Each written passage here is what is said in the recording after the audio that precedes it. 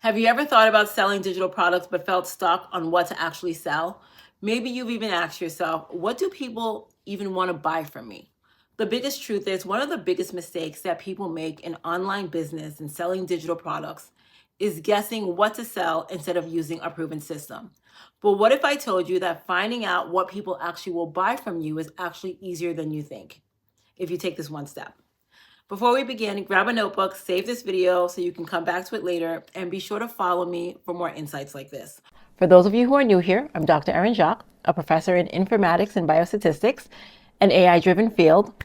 I've earned my doctorate from Columbia University, and I've spent years studying AI and applying it to business strategies. But beyond the academic world, I've built a debate academy, and what I've learned along the way is that success isn't just about chasing trends, it's about aligning with your strengths and leveraging the right AI tools. All right, so today I'm going to show you exactly how to do that so you can never have to worry about guessing what to sell again, because that's what it's all about, right? It's all about being able to monetize online. And we're going to start with, well, let's just refer to the last lesson. The last lesson we talked about a lead magnet and how it's important to get people off the platform and onto your email list, which is great. But once they're on your email list, how do you plan on nurturing them, getting them to know, like, and trust you, which is a really important factor? It's through a funnel. So the lead magnet and the funnel will work in tandem to get you the actual sale. So it's time for you to get that infrastructure in place to get them to access the lead magnet and continue through your funnel. And if you're hearing the word funnel for the very first time, a funnel is simply a step-by-step process that guides your potential customers from awareness to purchase in an automated way. Now, let's talk about the steps you'll take to get that system actually set up in Systeme.io, which is the one I'm suggesting. So step one, you build your funnel in Systeme.io. Once again, a funnel allows you to track your leads and build trust. So in Systeme.io, you have a few different funnel options, but I recommend that you use the build an audience funnel. This will allow you for them to join your email list in exchange for free value. And what I have in the course homepage is a link to the step-by-step guide for you to set it up in Systeme.io. Now, if this is somewhat making sense to you so far, definitely hit the like button and save this video. Step two, you want to automate with lead magnets.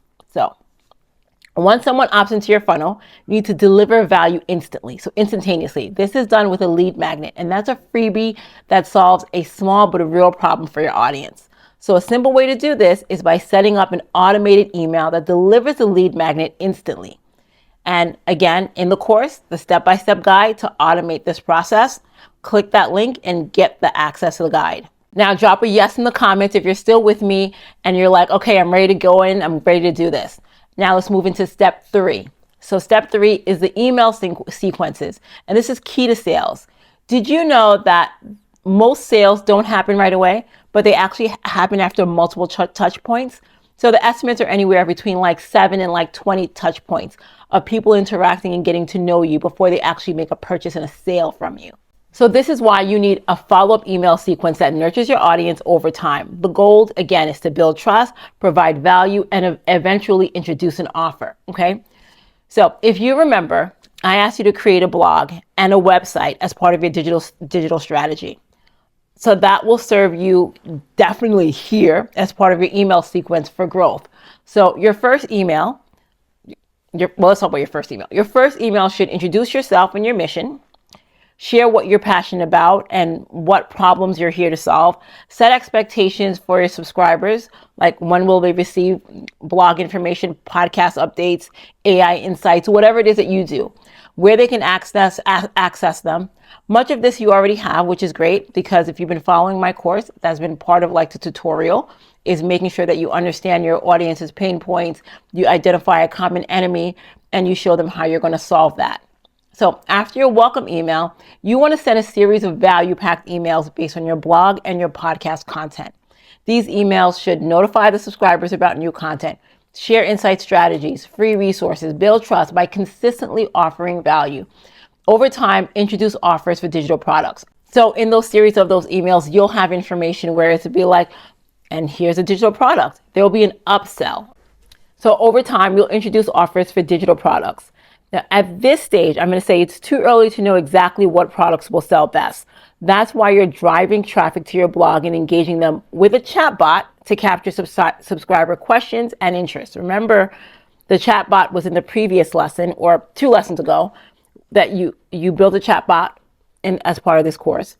That's a critical part of your digital marketing strategy, and that it will help you gather the necessary information to identify the necessary products to solve people's problems, aka the digital products and services that you will sell, because you'll start to understand them. You'll understand their pain points, you'll understand their concerns, and you'll be like, okay, I'm gathering intel on my customers so I know how to best serve them. So to make this come alive, let's go through some examples so you can see how it all comes together. So let's say that you are in the personal finance and budgeting niche, right? And as a result of that, the lead magnet, maybe a lead magnet that you have is a 30-day budgeting challenge, or maybe it's a printable workbook or something. And people connect with that. They like that.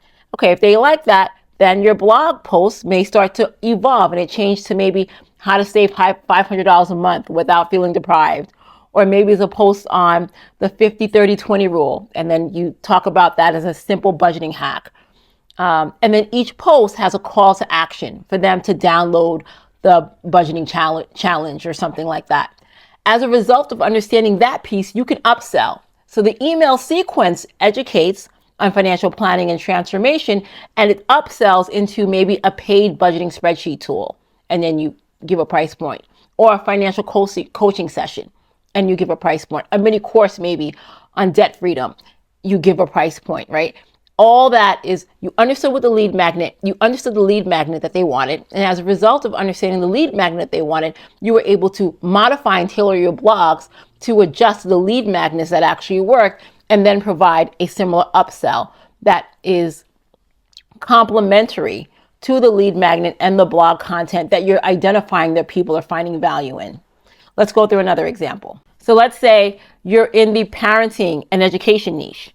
Your lead magnet, let's say it's a calm parenting cheat sheet. Maybe you give 5 scripts to handle tantrums without yelling.